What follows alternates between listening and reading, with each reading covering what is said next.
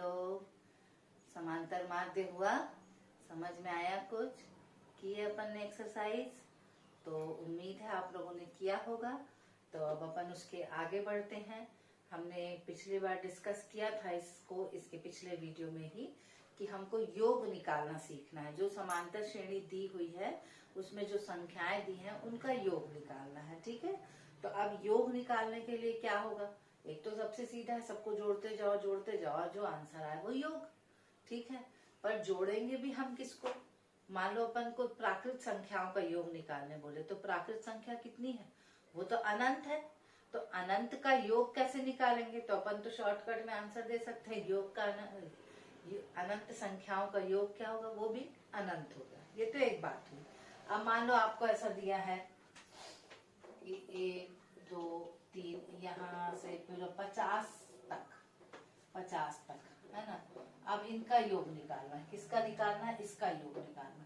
तो क्या होगा? जोड़ते कहाँ तक जाना पड़ेगा तुमको? 50 तक। तो ये प्रक्रिया क्या हो जाएगी अपनी? बहुत ज्यादा लंबी हो जाएगी।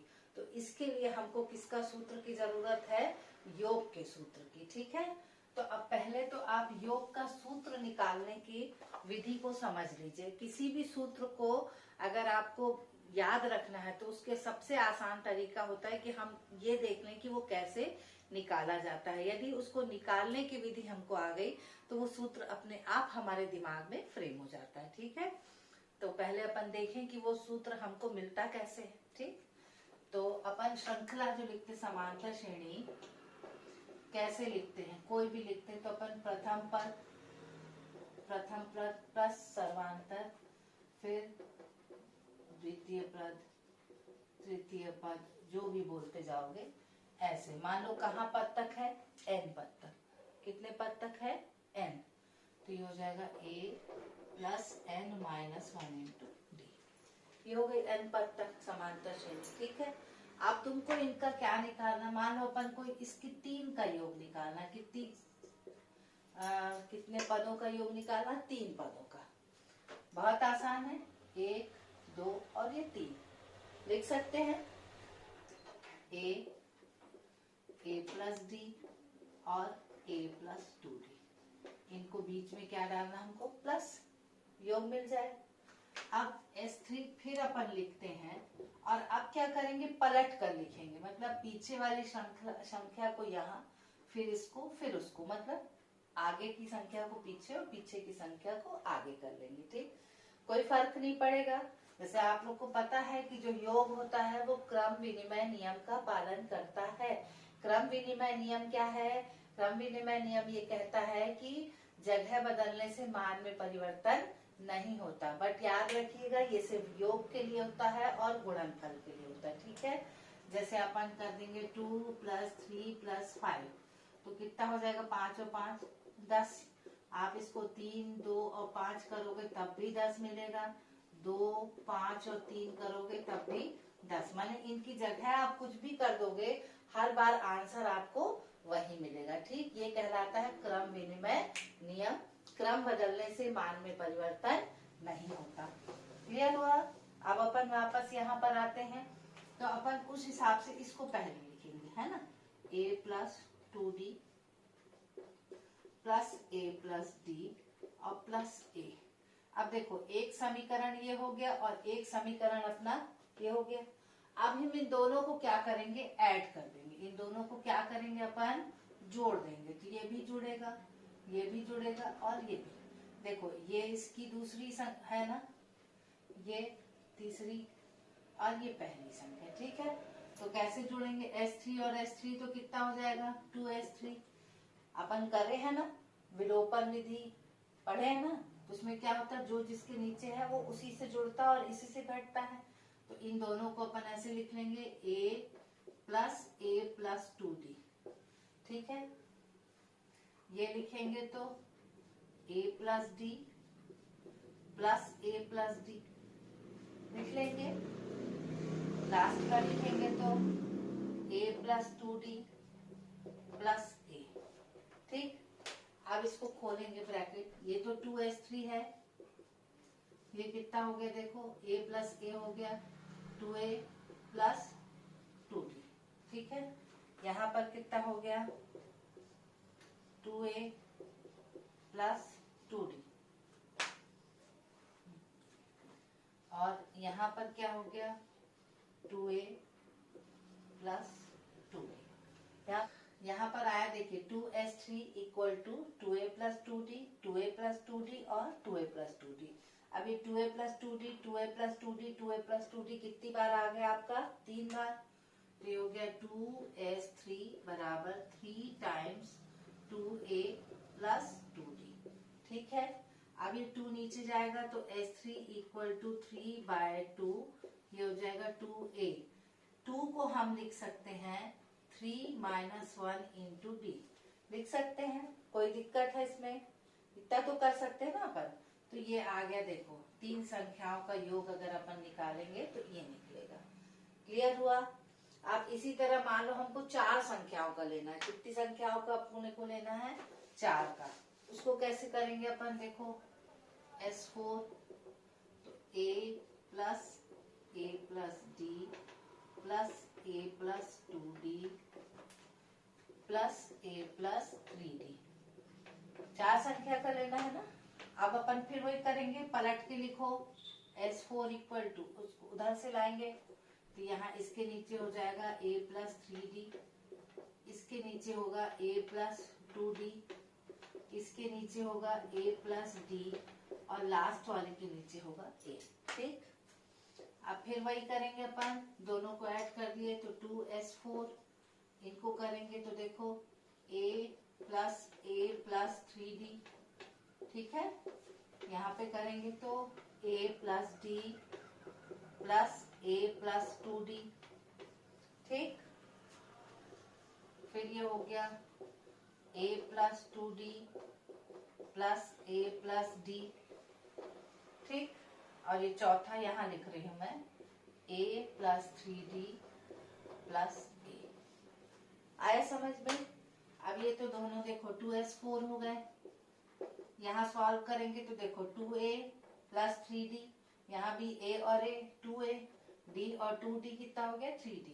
तो सब ऐसे ही हो जाएंगे 2a प्लस 3d, यहाँ भी करोगे तो क्या हो जाएगा 2a प्लस 3d। ठीक, इसको भी करोगे तो 2a प्लस 3d, और ये लास्ट वाला भी करोगे तो कितना हो जाएगा 2a प्लस 3d। ठीक है, तो कितनी बार आ गया ये 4 बार आया, तो 2s4 बराबर 4 टाइम्स 2a प्लस 3d। ठीक, क्लियर हुआ। आप 2 को इसके नीचे ले आएंगे तो s4 बराबर हो जाएगा 4/2, और ये क्या हो जाएगा 2a प्लस 4, 3 को क्या लिख सकते हैं 4 माइनस 1 इंटू d। ये आ गया, देखो ये ध्यान देना, अपन 3 का भी लिखते हैं फिर 4 का भी लिखेंगे, उसी हिसाब से 5 और 6 का देख लेंगे अपन। ठीक, S3 क्या निकला था अपना 3/2 निकला था ना, 2a plus 3 minus 1 into D. 4 तक का निकला तो क्या निकला 4/2, 2a plus 4 minus 1 into D. ध्यान देना, देखो 3 है तो यहाँ भी 3 है और ये भी 3 है ना, ये 4 है तो यहाँ भी 4 है और यहाँ भी 4 है। ठीक, उसी तरह 5 होगा तो क्या हो जाएगा 5/2, 2a प्लस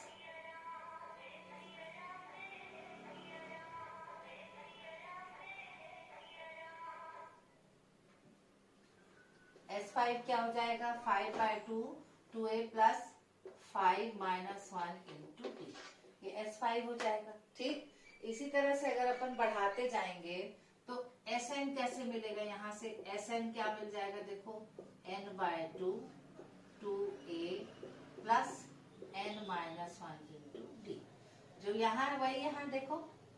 ठीक है ना, तो ये एक तो डायरेक्ट भी हो सकता है, दूसरा जो है वो मैं करके दिखा देती हूँ, अगर याद रहेगा तो ठीक है, नहीं तो कोई बात नहीं, फॉर्मूला तो रट जाएगा ना। अब इसमें n का करेंगे अपन, अभी 2 3 का किए, 4 का किए, 5 का, अब n पदों का करेंगे तो क्या हो जाएगा a plus A plus D plus A plus 2d plus A plus 3d जाके कहाँ तक जाएगा, a plus n minus 1 into d. ठीक है, Sn हो गया। अब इसको पलट के लिखेंगे जैसे बाकी में लिखते थे अपन, तो Sn हो गया। तो अब लास्ट को फर्स्ट लाएंगे तो ये हो जाएगा a, ऐसे लिख देते थोड़ा दूर से, Sn इक्वल टू ये हो गया a plus n minus 1 into D, एक हो गया। फिर उधर पीछे से आएगा तो एक इससे कम रहेगा ना, तो ये रहेगा a plus n minus 2 into D रहेगा ना। और इसी तरह जाता जाता लास्ट में कितना आ जाएगा, a, कितना आ जाएगा a। ठीक है, अब उसमें तुमने ध्यान दिया होगा, पहले एक ठोकर ले, अब दोनों को जोड़ देते हैं अपन। क्या करेंगे, दोनों को जोड़ देंगे। ठीक है, तो ये जाएगा 2Sn। ठीक, अब जोड़ेंगे इसको तो ये a plus n minus 1 into d. ठीक है, ये a प्लस डी है और ये है तुम्हारा a plus n minus 2 into d. ठीक, और ये ऐसे ऐसे लास्ट में तुम्हारा क्या है, लास्ट को लिख देना है यहाँ a plus n minus 1 into D plus a। ठीक, ऐसे लिख लेंगे अपन। सिर्फ समझना है, कोई याद भी नहीं करना है, और it's not compulsory for you.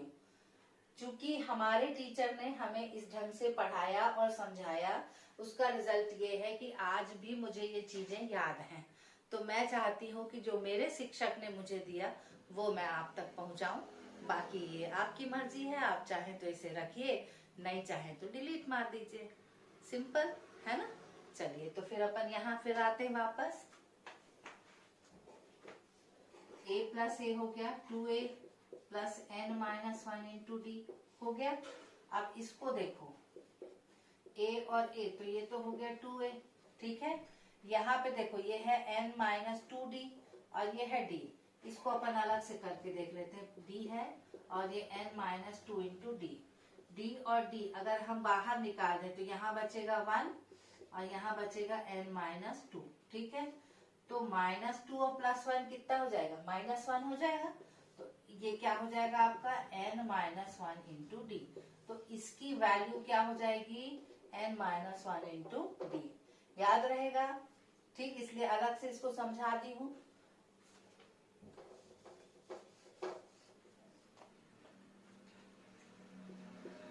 n minus 1 into. ठीक है, अब इसी तरह लास्ट में जाएंगे तो ये भी देखो a प्लस ए कितना है, 2a plus n minus 1 into D. Clear. अब ये देखो 2a plus n minus 1 into D, 2a plus n पूरा कहाँ तक गया है, पूरा nवां पद तक। कहाँ तक जाएगा, पूरा nवां। उसमें देखे थे ना, S3 में 3 था, S4 में 4 था, S5 में 5, यहाँ n है तो कितने होंगे, n। तो अपन लिखेंगे 2Sn बराबर n into 2a plus n minus 1 into D. अब यहाँ से 2 नीचे आ जाएगा तो Sn हो जाएगा n by 2 2a plus n minus 1 into d. तो ये हो गया आपके किसका सूत्र, योग का। ठीक है, तो योग का ये सूत्र है जिसको आपको याद रखना है। अब योग का सूत्र है आपका n by 2 2a plus n minus 1 into d. ये किसका सूत्र है आपका, योग का। और अंतिम पद का आपको सूत्र यदि याद होगा तो क्या है, a plus n minus 1 into d. ठीक है ना। अब अपन इसको देखते हैं, Sn equal to n by 2, जो 2a है उसको हम लिख देते हैं a plus n minus 1 into d. तो ये जो है आपका a plus n minus 1 into d, ये किसके बराबर हो गया, L के। तो Sn equal to n by 2 into a plus n। आया समझ में। तो ये दो सूत्र हैं आपके। जब प्रथम पद और अंतिम पद दिया हो और पदों की संख्या दी हो तब भी हम योग निकाल सकते हैं। ठीक है ना। तो ये दो सूत्र आपको ध्यान में रखने हैं। पदों के योग के लिए दो सूत्र हैं। ठीक, अब अपन इससे जुड़े कुछ प्रश्न करेंगे। प्रश्नावली 3 पे आ जाइए आप लोग। पहला, प्रश्नावली प्रश्नावली 3 का पहला प्रश्न देखना है, पहले का भी पहला। ठीक है। प्रश्न है निम्नलिखित समांतर श्रेणियों का योग ज्ञात कीजिए। तो पहला प्रश्न है 9, 12, 15 कितने पदों तक है? 16 पदों तक।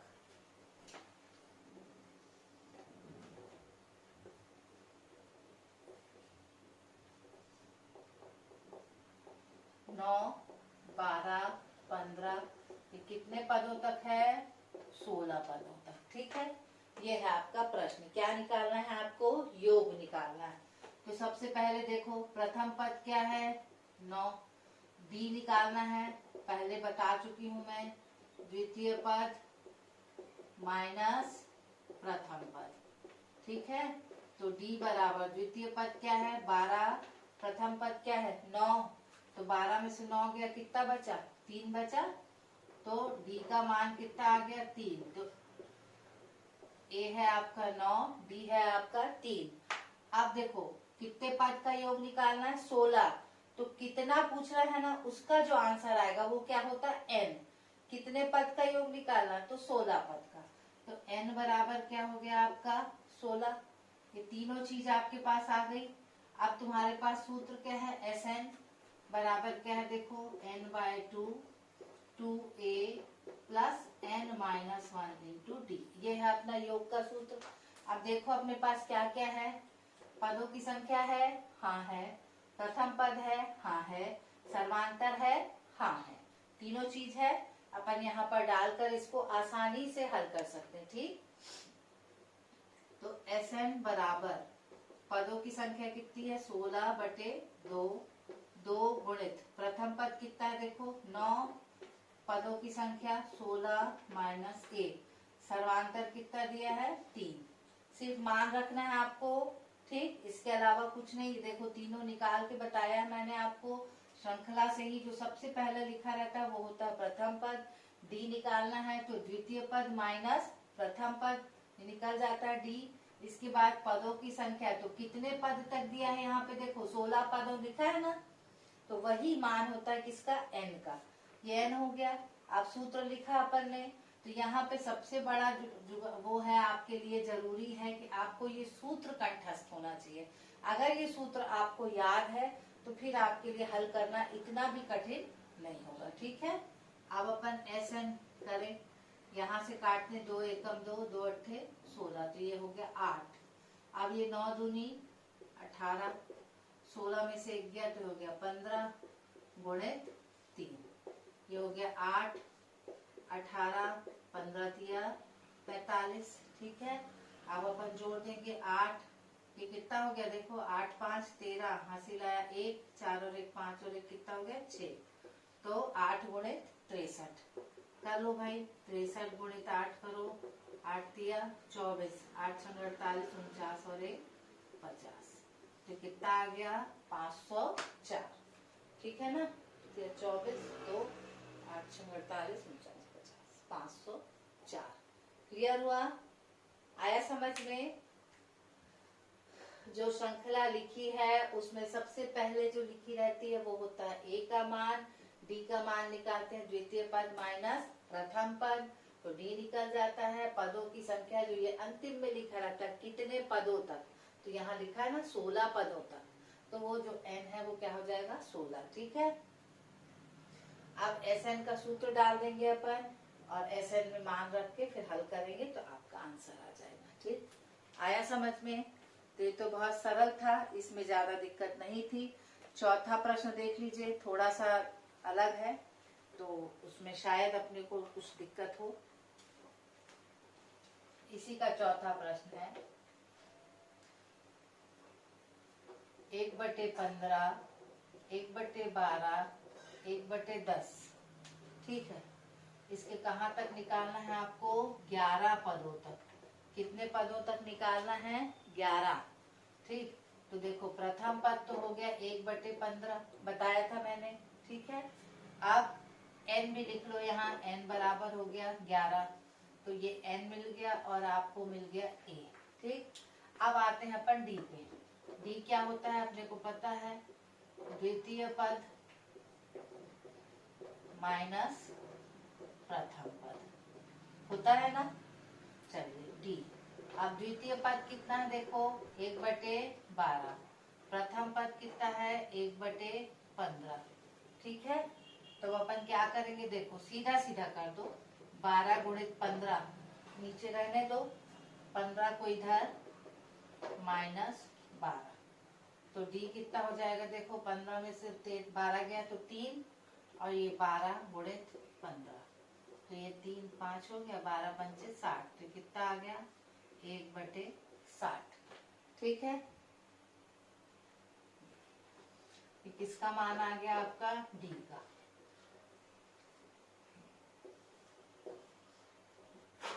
अब डी भी मिल गया, एन भी मिल गया, ए भी मिल गया। अब क्या निकालना आपको एस एन। तो एस कितने पद का है 11। तो एस 11 लिख लो। ये हो गया 11, सॉरी पहले सूत्र लिख लेते हैं अपन। n/2 2a plus n-1 into d. ठीक, अब अपन मान रख दें। n मतलब 11 पद तक का चाहिए। 2 इंटू a का मान कितना है 1/15 प्लस n का मान है 11 माइनस 1, d का मान कितना है 1/60। ठीक है, अब ये हो गया 11/2। ये है आपका 2 एकम 2/15। 11 में से 1 गया कितना मिला 10, 10/60। ठीक है, इसको आप काट दोगे तो कितना आ जाएगा 1/6। तो S11 बराबर हो गया आपका 11/2 2/15 प्लस 1/6।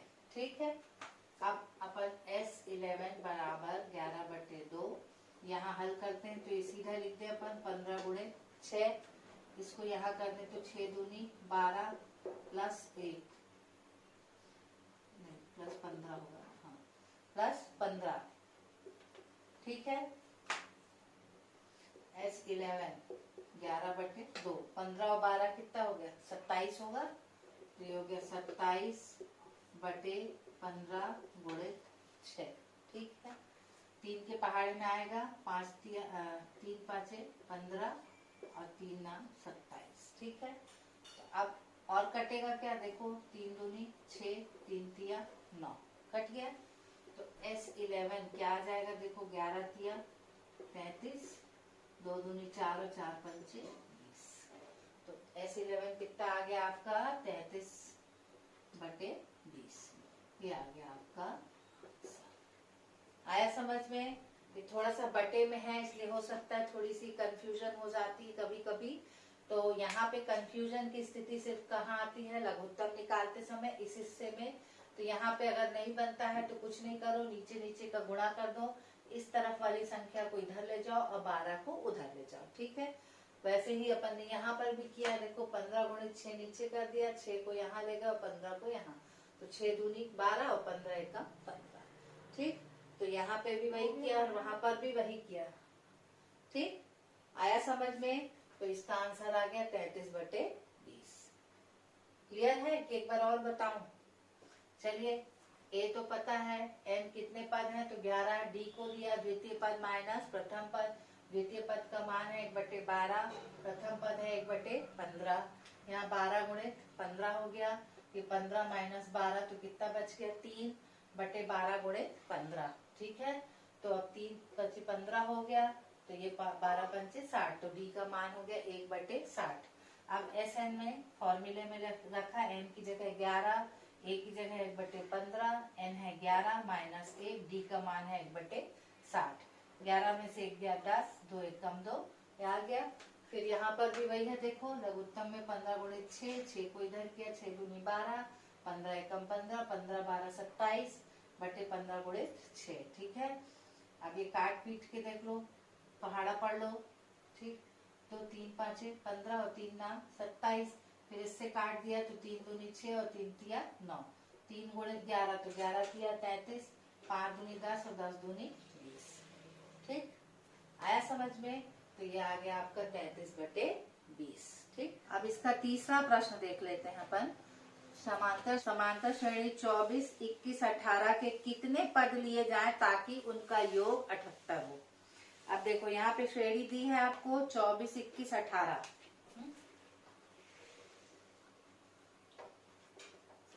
24, 21, 18 ये श्रेणी दी है।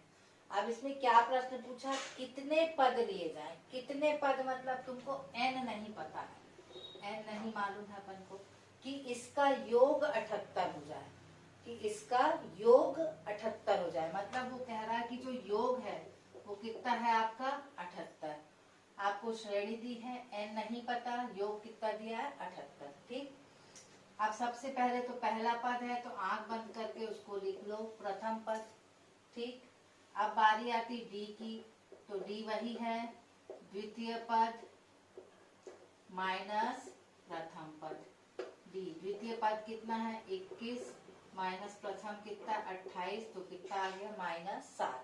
अब देखो ये कॉमन सेंस आपको लगाना चाहिए, आती है ना, 21 माइनस 24 है, सॉरी। डी बराबर क्या है 21 माइनस 24, तो कितना आ जाएगा -3। हाँ, अब यहाँ पे देखो कॉमन सेंस आपका काम करेगा कि जब ये कम हो रहा है, देखो 24 का 21, 21 के बाद 18, मतलब डी का मान क्या आना चाहिए ऋणात्मक। डी का मान क्या आना चाहिए ऋणात्मक। तो ये टेस्ट देख लो अपना, डी कितना आ गया -3, मतलब हमने डी का मान सही निकाला। अब डी मिल गया, ए मिल गया, एस मिल गया। ठीक, अब अपन योग का सूत्र लिखते हैं। एस एन बराबर क्या होता है n/2 2a plus n-1 into D. अब s और sn मतलब वही होता है ना योग का सूत्र। अब s दिया आपने को क्या दिया 78, मान भरना चालू करें अपन। n हमको नहीं दिया बटे 2, 2 a का मान कितना है देखो यहाँ पे 24 प्लस n फिर नहीं दिया है, और d का मान कितना है -3। ये आ गया अपना। अब 2 का पक्षांतर कर दें तो 78 गुणित 2 n, 24 गुणित 2 कितना होगा बताओ 48 है ना। 20 का 2 का डबल 40 और 4 का 2 गुना 8। अब इसको अंदर करेंगे तो हो जाएगा -3n प्लस माइनस माइनस, और माइनस माइनस क्या हो गया प्लस, तो ये हो गया +3। ठीक है, अब अपन 78 का डबल करो कितना हो गया 8 दूनी 16 और 7 दूनी 14 और 1 15, 156 n। 48 और 3 जोड़ो कितना हो गया 51 -3n। ठीक है, अब n को अंदर गुणा कर दें अपन, 156 बराबर 51n -3n स्क्वायर। देखो n और n का स्क्वायर हो गया। अब सबको इधर लाएंगे तो ये जाएगा 3n स्क्वायर -51n। देखो ये माइनस है, उधर जाएगा तो प्लस, यहाँ कुछ नहीं है मतलब प्लस है, उधर जाएगा तो माइनस, और ये है +156 इक्वल टू 0। अब देखो इसमें 3 कॉमन निकल सकता है क्या, तो मेरे ख्याल से निकल सकता है ना, 70 या 51, और यहाँ पर भी निकल जाएगा। तो पहले अपन 3 को कॉमन निकाल लेते तो थोड़ा सा काम अपना आसान हो जाएगा। ठीक है, तो यहाँ बच जाएगा n स्क्वायर माइनस ही हो गया 17, और ये कितना है देखो 52। ठीक है, अब ये हो गया 0, तो ये 0 हो जाएगा। ये n square minus 17n plus 52 बराबर 0। ये आया समीकरण। अब 52 के फैक्टर तोड़ेंगे, तो तोड़ के देख लीजिए आप 52 के कितने फैक्टर होंगे। तो एक तो 52 1 सा हो जाएगा, एक 26 इंटू 2 हो जाएगा, और एक 13 इंटू 4 हो जाएगा। ठीक है, तो जब 13 और 4 लेंगे तो हमको क्या मिलता है 17, तो हम किसको लेंगे 13 और 4 को। ठीक है, तो जाएगा n square minus 13n minus 4n plus 52 बराबर 0। पेयर अप कर देंगे, n into n minus 13 minus 4 into n minus 13 equal to 0। Common ले लेंगे, इनमें n जाएगा और इसमें 4 जाएगा। ठीक है, n माइनस 13 बाहर निकला, अंदर बचेगा यहाँ n, यहाँ पे -4 इक्वल टू 0। अब 2 का गुणनफल 0 है, तो या तो n माइनस 13 बराबर 0 होगा अथवा n माइनस 4 बराबर 0 होगा। ठीक है, तो एक मान आएगा इसका 13 और एक मान आएगा इसका 4। ठीक है, तो अब जो भी आएगा वो अपन देख लेंगे। ठीक, अब इसमें क्या करना है अपन को 78, तो अब अपन यहाँ रख के देख लें कि किस जगह पर हमको 78 मिलता है। 13 डालने पे 78 मिलता है कि 4 डालने पे 78 मिलता है। अगर जो भी डालने पे हमको 78 मिलता है वही आंसर अपना सही हो। ठीक, या तो 13 है या 4 है। तो देख लेते हैं अपन किसको डालने पे हमको 78 मिल रहा है। तो पहले अपन 4 को डाल के देखते हैं। तो Sn बराबर क्या होगा 4/2, 2a, ये है 24, n कितना है 4 - 1 और ये कितना है -3। ठीक, ये टैली कर रहा है ना, इसको करना जरूरी नहीं है, मैं सिर्फ आपको समझाने के लिए से बता रही हूँ। यदि 2 उत्तर आते हैं तो इसमें कॉन्फिडेंटली किसी एक को कैसे लिखेंगे अपन, तो उसके लिए हमको करके देखना पड़ेगा। आप नहीं भी करोगे तो भी आप या तो 13 होगा या 4 होगा तो भी लिख दोगे, तो भी आपको आंसर के हिसाब से आपको क्वेश्चन नंबर मिल जाएगा। आधा आधा नंबर कटेगा तो कटेगा, ठीक है। पर अगर आप कॉन्फिडेंटली इसको सॉल्व करके लिखेंगे तो आपके लिए ज्यादा बेहतर रहेगा, बट वो नेसेसरी नहीं है। आप अपना लॉजिक जोड़ सकते हो कि कम में ही 78 मिल जाएगा। देख लो 20, 40, 50, ये देखो चौथा आएगा कहाँ, तो 78 हो जाना चाहिए। मतलब अपना कौन सा सही होगा 4, ये हिट एंड ट्रायल। ठीक, कॉमन सेंस अगर यूज करोगे तो ये देख लो 20, 40 और 50, 50, 60, 62 और 63 है। अगली टर्म जो भी आएगी उसको जोड़ेंगे तो हमको 78 मिल जाना चाहिए। आया समझ में? तो अगर आपको डायरेक्ट पता है, आप लॉजिकली जोड़ सकते हो, तो आप डायरेक्ट भी आंसर लिख सकते हो। अगर आपका तार्किक क्षमता काम नहीं कर रही है तो आप n की जगह दोनों मान रख कर देख लीजिए, और जिस मान में 78 आए वही आपका आंसर। जैसे इसमें देखो, काट के देखो, ये कितना आ गया 2, ये कितना है 24 का 2 × 48, और ये हो गया 3 गुणे -3। ठीक है, तो हो गया 2, 48 -9 हो गया, कितना आएगा बताओ इससे? 48 - 9 हो गया आपका 39 इंटू 2, तो ये कितना आ गया 78। ये आएगा आपका आंसर, है ना। 78 चाहिए था, 78 हमको मिल गया। आया समझ में?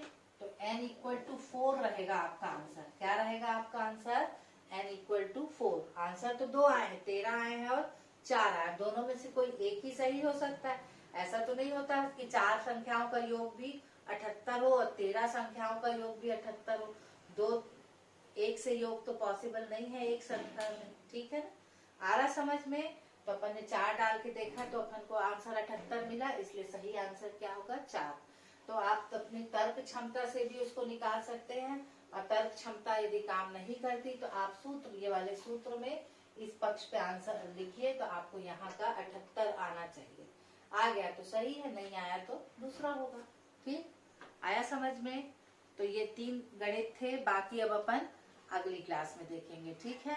तो बाकी जो आपसे बनते हैं उनको आप कीजिए, और नहीं बनेंगे तो उनको अपन नेक्स्ट क्लास में डील करेंगे। चलो, तो आज तक के लिए बस इतना ही। थैंक्स। फिर अपन अगली क्लास में फिर डील करेंगे बाकी को। तब तक के लिए बाय, टेक केयर। और जो मैंने कहा है, जो अपन आपसे बन पाते हैं, तो इस प्रश्नावली 3 के पहला जो दिया हुआ है आपका, उसको आप हल कीजिए, ठीक है ना। पहला और दूसरा जो जितने बन पाए आपसे, ठीक। आया समझ में? Thank you.